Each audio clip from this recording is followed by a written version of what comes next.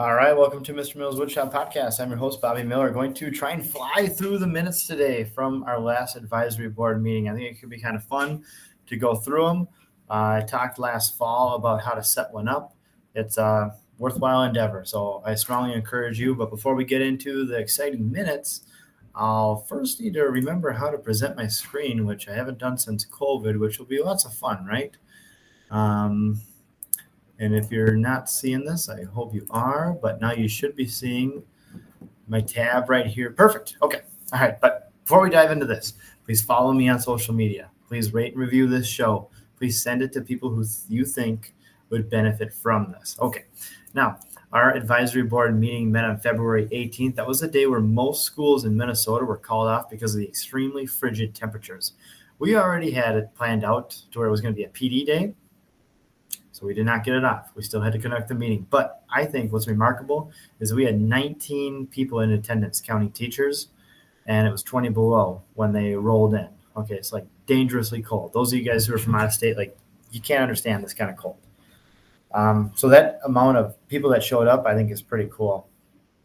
Met here at Coon Rapids High School. I ran through our purpose. And so as you're looking at this, and if you're not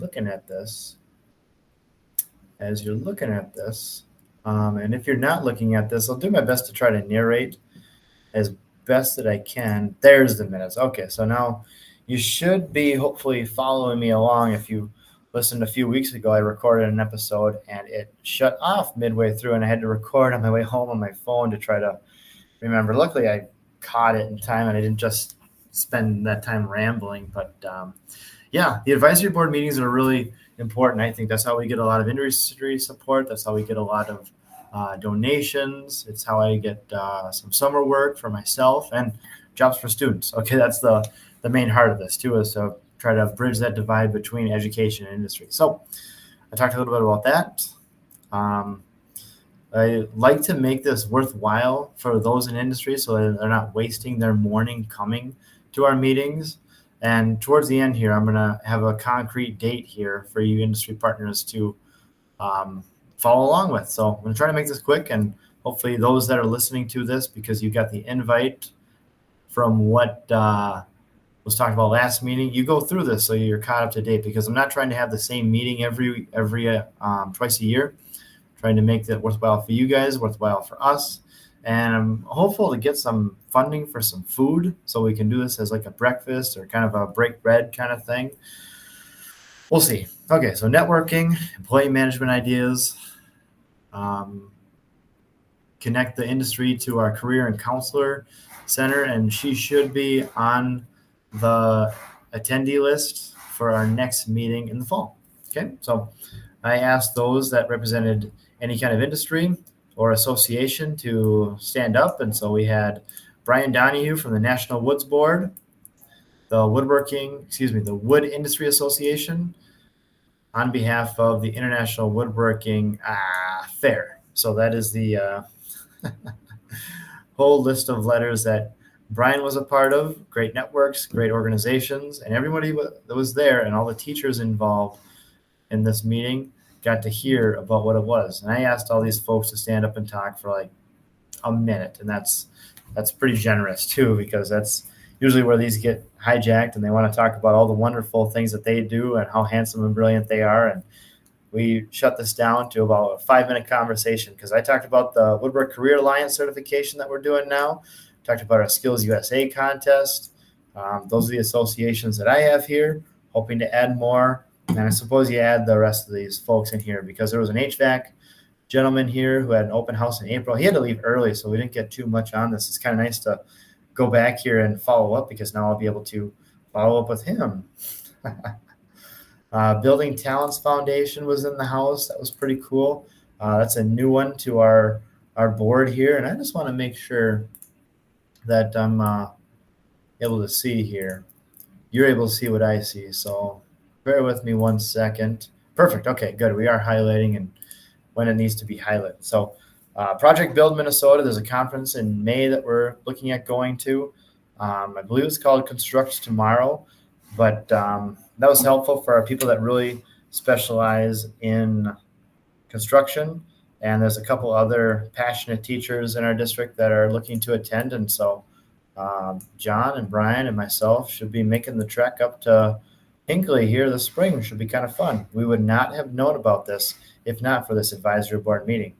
And the way I kind of have this written is I've got the agenda items that everybody was given are in black, and all the things in red are the notes that I took.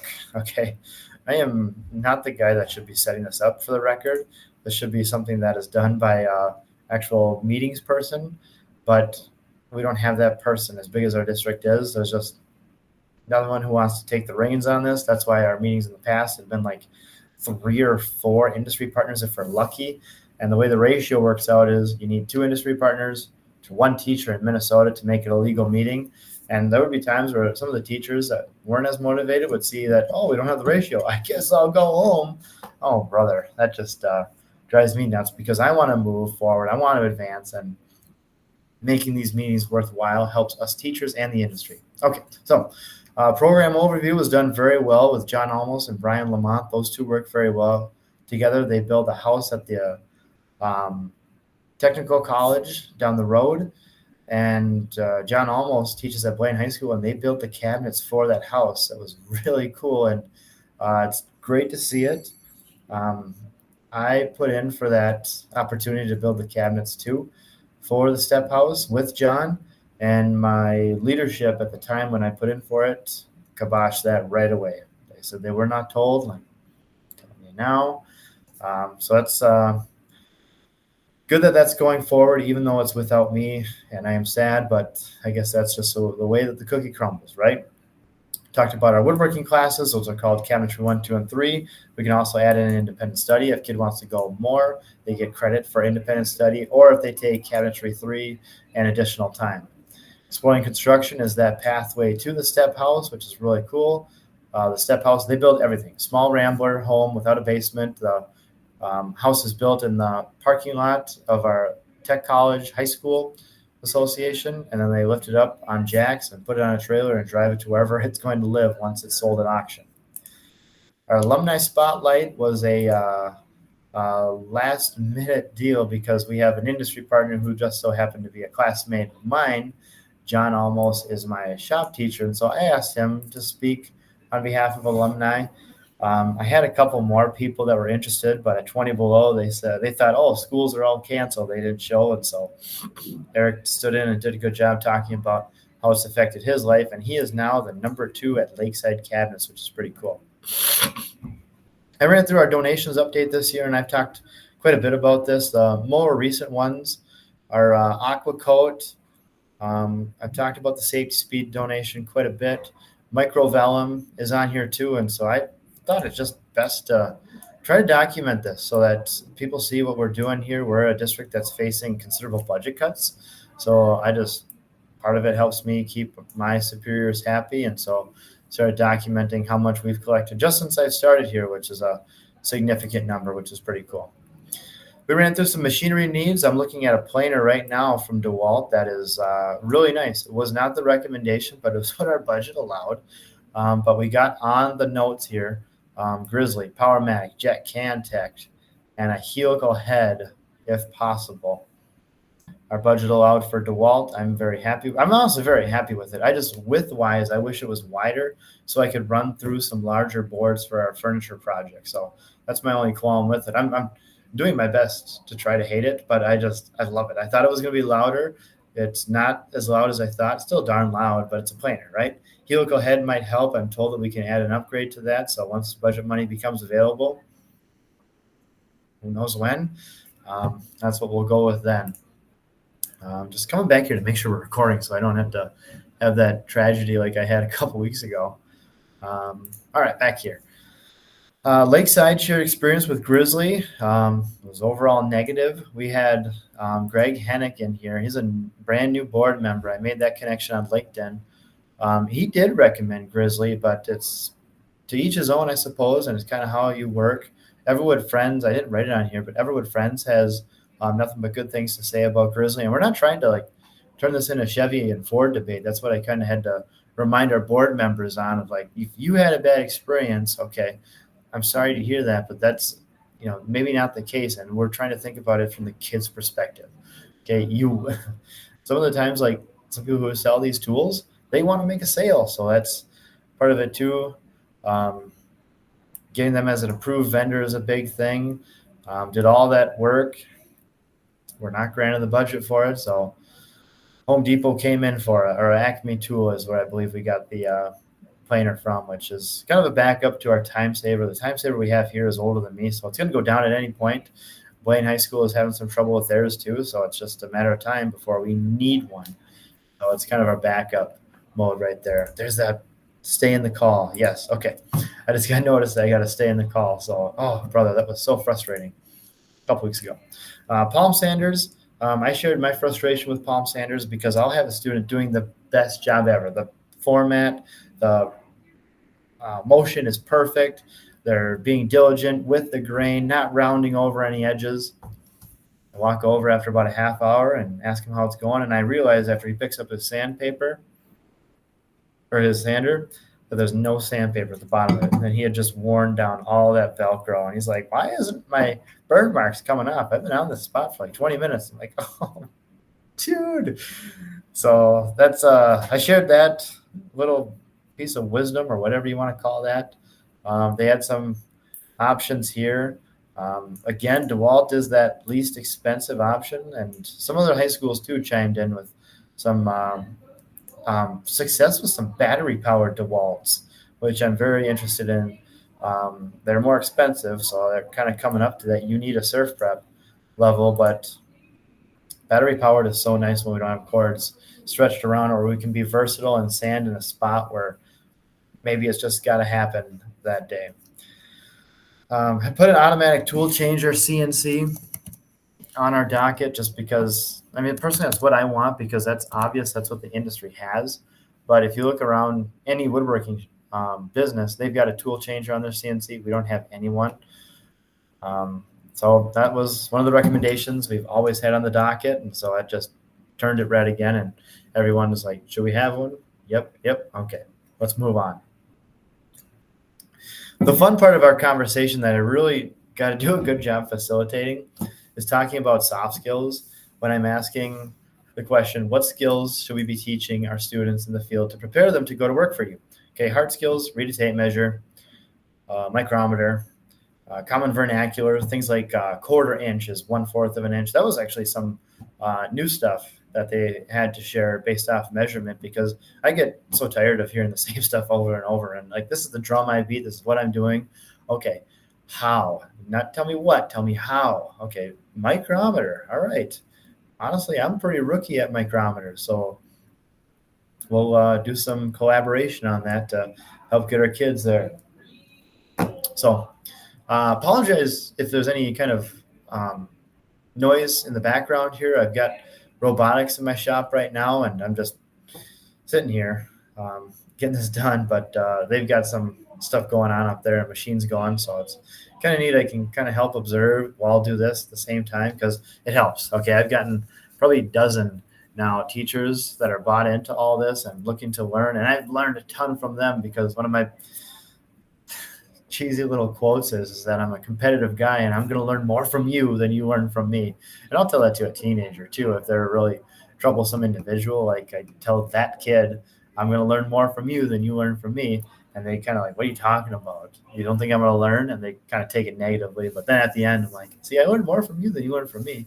And they're like trying to justify too all the things that they learned from me. And that just, it's kind of a savory little moment when they tell like, dude, you taught me how the time saver, the table saw, the miter saw. I didn't know anything about CNCs. I didn't even know a computer could cut wood.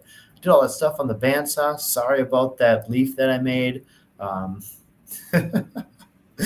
It's just it's such a good job. I mean, those of you guys who are listening right now and thinking about coming into the industry, it's not all that, kid. It's not all meetings like this that are honestly kind of boring. You really get like 90% of the job, maybe not 90, maybe 70% of the job is hanging out with some cool kids and building some cool stuff. Now, soft skills. We had a really productive conversation in the fall about how to mitigate some of the errors that we're having in school, but also in the industry. And this is where Lakeside Cabinets told us that when their employees go to the bathroom, it's their, boy, maybe I shouldn't name drop here, but yeah, a cabinet shop up near us um, asks their employees, because they said they don't police it. They just say, when you go into the bathroom, leave your phone in this rack out here so it doesn't get dirty and we're not wasting time. And they said that has eliminated a lot of the extended bathroom breaks, because one different employer shared that they've got an employee that uses the bathroom 3 times an hour for about 20 minutes, and it's all noises and like game noises is what I'm talking about, coming from the stall, not the typical noises you would. These are some very entertaining conversations to have, but the solutions are what I'm after. And so after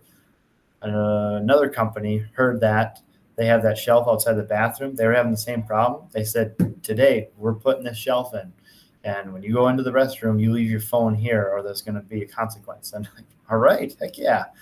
I did the same thing in my class. We have a smart pass system, so kids have to come up to my teacher station anyway if they want to pass to leave to go to the bathroom. I have them, all right, put your phone right here, and you guys can go to the bathroom. All right, it's a really awkward conversation, but we're starting up a new trimester now, and I'm able to tell them that right out of the gate. And so that's the expectation that they're all aware of, and it just helps us make us more efficient. I kind of loosely started that right after. That was towards the end of the trimester when we heard about that, and a couple of kids are like, "Well, then I don't have to go to the bathroom." Like, well, what are you talking about? And so that's what I shared at this last soft skills talk right here, and it was entertaining. Okay, but standards for tardiness, professionalism, severely lacking in younger employees. 10 to 50% of applicants don't last more than a few weeks. That was shocking to me to hear. And that was across just about every business but one. And maybe that one, the guy isn't as, he's the head honcho. And so maybe he doesn't see that. Unions turn down applicants. And so it's really kind of a crazy thing where if you can't get into a union, maybe just go right into industry, merit-based organization, merit-based business was kind of the sentiment that I got. And you guys get to kind of see me edit this thing if you're watching live here, because I'm a shop teacher. I'm not an English teacher. Expectations. So employees aren't surprised when they're reprimanded. Tougher consequences were recommended by my board. So it's really nice just documenting this on our meeting minutes. It allows me to go to our admin and tell them, like, we need some tougher consequences because employees are coming in late because we're giving them too much grace here. Okay. I got to be able to reprimand a kid when they're late 17 times in a row. Like there's got to be something other than just grace that we can help them change this behavior. Union has a cool self-elimination points policy. 3-strike policies were talked about elsewhere. Discussion about leniency for invaluable employees was brought up because there are some employers that if they have an employee show up 5 minutes late, they're not going to blink an eye. They might check in, like, is everything okay? Car running okay? Anything we can do to help? But I thought that was pretty cool because I told my students that, like, if you want to be late, be an invaluable employee. And right now I'm at the point where I can tell them, like, you're not invaluable here. Okay. If you were me and you were late, no one would be working in here. So tried to get that through to the students after this, and it's just so nice. And I asked the question at the end because I had an assistant principal tell me one time, like, you got to post the school tardy policy up by your window, up by the door.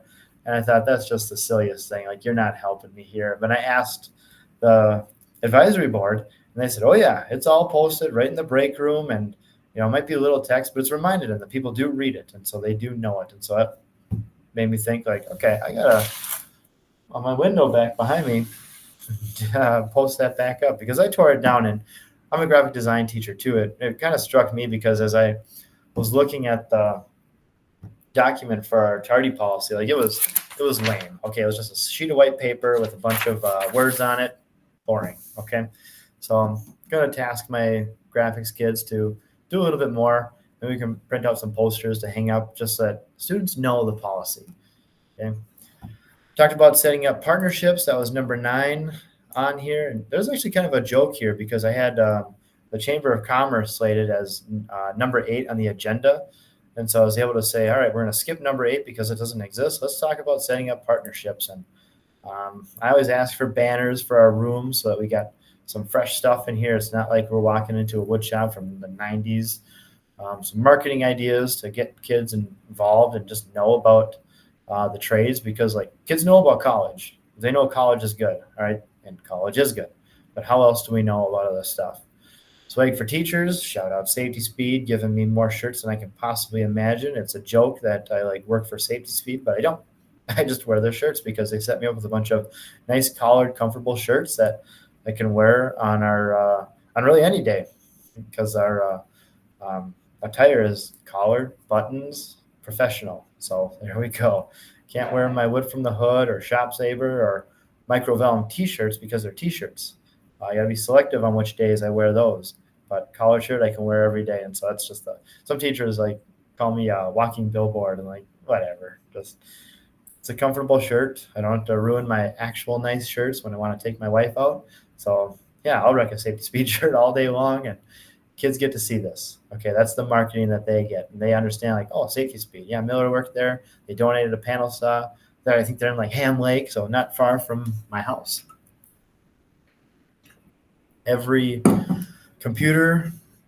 every company and school was willing to host us in the spring for a tour, which is pretty cool because there was an assortment of like probably 10 companies represented. Some companies brought more than one individual, and every hand immediately went up. Like they want us touring. The unions were asking, okay, come tour through our career center, because they're busting at the seams, is from what it sounds like. The WIA, this was kind of interesting. So the partnership model right here is really interesting because I talked about a planer, and the WIA is open to sourcing machines for us, because if there's an auction and there's a 30-inch planer, Grizzly planer on auction for cheap, can the WIA buy that and donate it to us? Okay, that was a question that came up, and luckily our big-time tech ed person was walking through, and we posed that the board member posed the question to him, like, can I buy something and donate it to the school? And he didn't have a good answer because he was put on the spot, but basically the answer was yes, which is pretty cool because the school can accept donations. However, we could not go out and buy it from them. So it's essentially just an open channel for more donations, which is a big part of why these meetings are successful and why I pour so much time into them, because I got shut down for a planer this year. Okay, but if the WIA, the Wood Industry Association, is willing to buy one for us, why the heck would we say no? I get it, liability, got to buy new, but we're taking donations from used stuff already, right? I'm licensed, we're competent. I'll get the salespeople, I'll get the engineers to look at the machine, see that it is safe for kids, and we'll make it all kosher so that we can use this in a high school wood shop. All right, so that was pushed off down the road. I mean, we will see what the search committee comes back with. I'm highlighting the search committee has begun a reputable planer and servicer so that I don't have to be the one to fix this all the time. All right. There are companies out there willing to help me maintain machinery. That is groundbreaking. I asked about the sponsor a student program. Okay, and let's see the flyer attached. So those of you guys watching me online, thank you so much. You guys don't have much to look at right now, but right now I'm sharing this tab instead for sponsoring a student woodworker. Okay, my community here where I teach, 60% of the students qualify for free or reduced price lunch based on their family's income. So a simple $6 registration fee may be the deal breaker for a student going to compete for a chance to win scholarship and prizes. Okay, not asking for a whole planer from you guys at times. Okay, it might seem like I'm just begging for money all the time. $6. You can sponsor some of these kids that you see on the flyer to go and compete at Skills USA, the Minnesota Woodworkers Guild, at AWFS. That might be more than $6, just saying, but still, if we can get them down to Atlanta for the National Skills USA, how many opportunities and how many doors is that going to open for kids? And by the way, this is sponsor a student woodworker, not a woodshop teacher. Okay, all the money goes, and this is just kind of my frustration. I'm crying in my beer right here, but checks payable to Coon Rapids High School, not Mr. Miller's Woodshop, not Bobby Miller. No money comes through me. And in fact, when kids or employers hand me cash, I tell them, no, you got to go to the main office, okay? Because I'm not going to be accountable for that. All right. We had to do this in Cambridge, where the money came through me, and then I needed to bring it to our finance gal. Okay, her name is Val. She was wonderful. She had me hide the cash under her keyboard so that no one would find it in the main office. And I'm just like, this is too much. And like, this is just challenging, because what if it gets lost? What if I have a moral failing? And like, sometimes it would be over thousands of dollars that would come in, and I'd be forced to think, like, do I continue struggling with my mortgage, or does this solve my problem? And of course, strong in my faith, Christian man, thou shalt not steal, haven't stolen a dollar, haven't stolen a dime, haven't stolen a penny. Okay. This is for the kids. This is what it's for. I make enough here to pay my bills, and that's fine. I'll catch up with you in the summer. Okay. I'll work for it and earn it over the summer. All right. So broke down what some of the payments are. Skills USA, $150 per chapter, $6 per child. Woodworkers Guild waived all of the fees for this year. Okay, I'd like to build up a little bit of a war chest, because we're new. Maybe the fee doesn't get waived next year, and kids are expected to pay $75 per entry. Okay, the 3 that I asked that want to compete at the Woodworkers Guild, I asked, if this was $75 out of your pocket, would you go? They said, no. They couldn't do it. Okay, but they want to compete. One kid built this rocking chair that was going to blow your mind. I'm really hopeful that it's on the flyer. Okay, I'm going to stop sharing for just 1 second right here. So if you're on video, you can see the flyer right here. The Northern Woods project that's on their marketing is good, okay, but I don't think it's all that great. And I think next year, if we have a student project on there, how cool is that? All right, so that's my goal. All right, not trying to be super big time. I'm just trying to showcase and help this industry. We're running a summer woods club, so $65 per student. I asked them to cut it in half. They said, oh, absolutely, 120. We'll cut it in half, 65. So they're not doing math well there, but it's on the flyer. It's already registered on the website. Not going to cry over $5, but seriously, I'm really trying to help these kids out as much as I can, based on the community that I live in, that I work in, that we're here. Okay, this isn't, the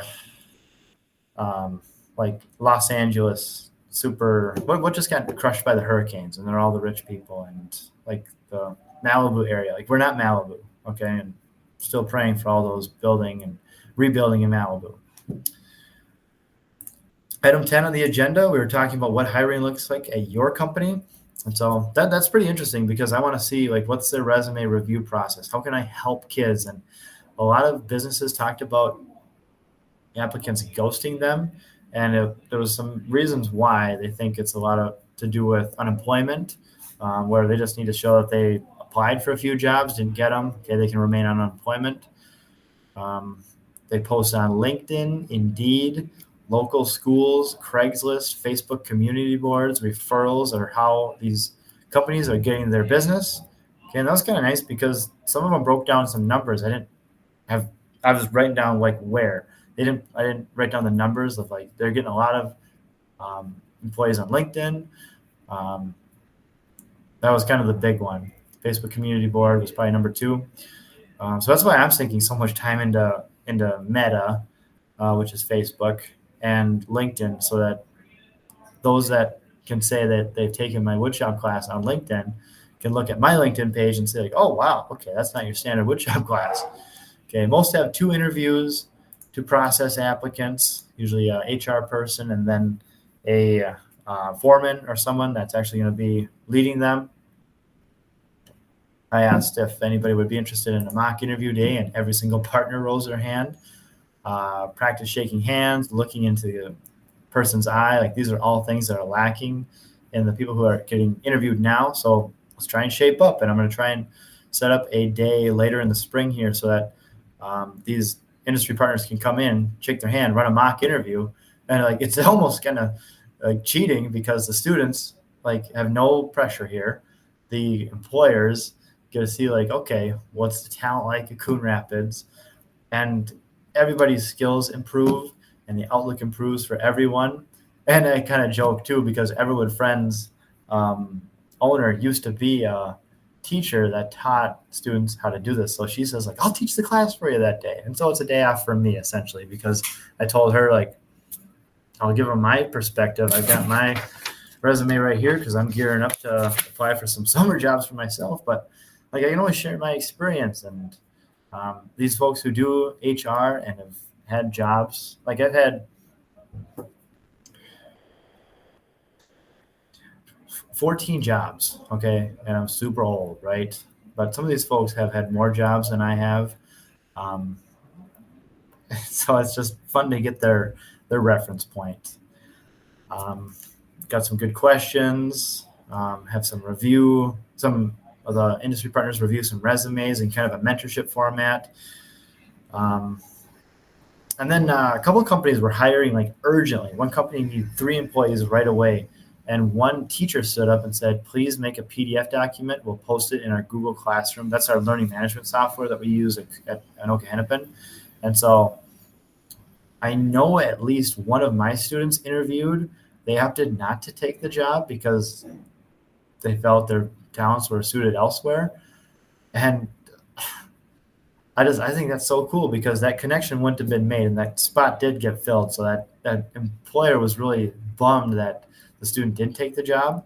But how cool is it now that we're setting up students with options? Okay. And that's happening because of this advisory board and the company's willing to make the time to actually come here.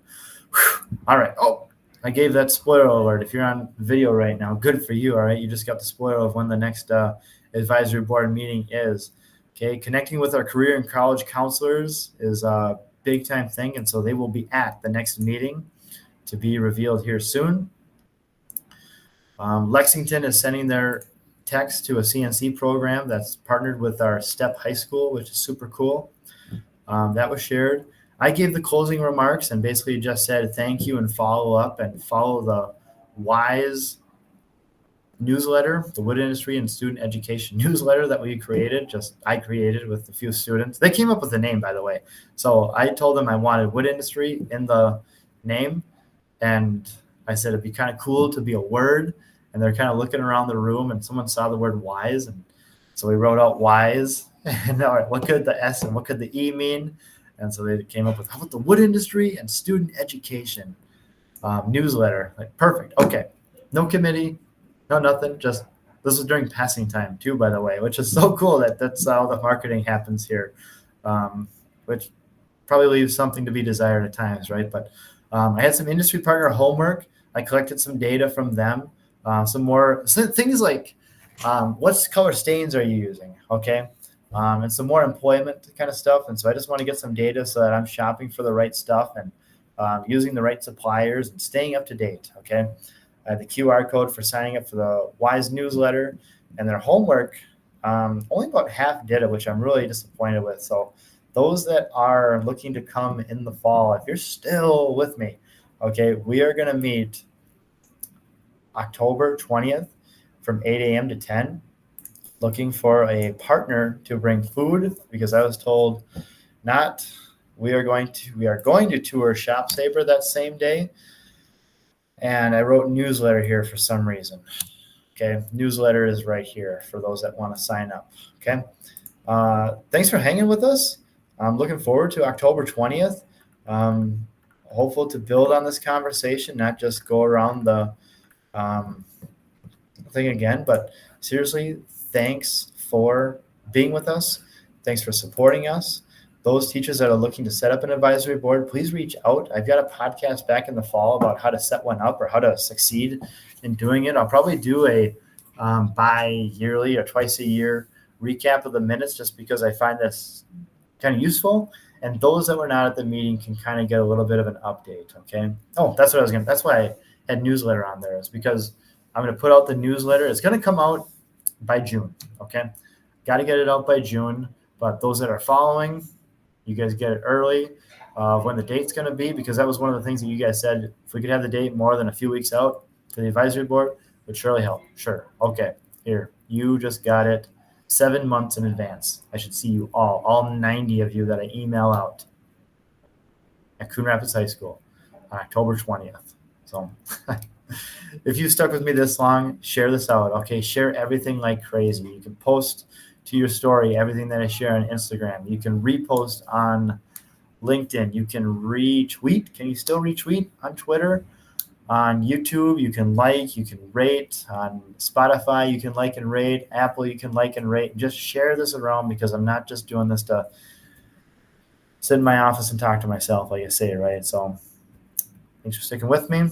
Look forward to talking to you guys next week. What do I have on the docket? I'll try to give a little plug for next week. What am I talking about?